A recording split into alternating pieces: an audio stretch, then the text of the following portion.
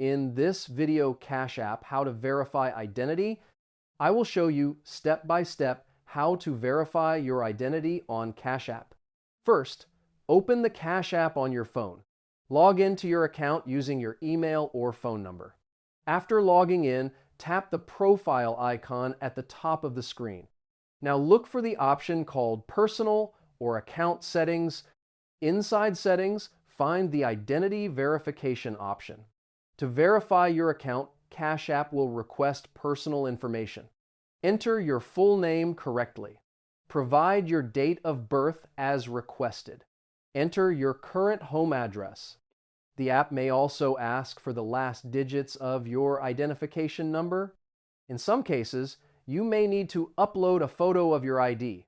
You may also be asked to take a selfie to confirm your identity. Follow the instructions shown on the screen to complete the process. Make sure all information is correct before submitting. After submitting, Cash App will review the details. The verification process may take a few minutes or a few hours. Once approved, your account will be verified automatically. A verified account allows higher sending and receiving limits. This is how you can securely verify your identity on Cash App.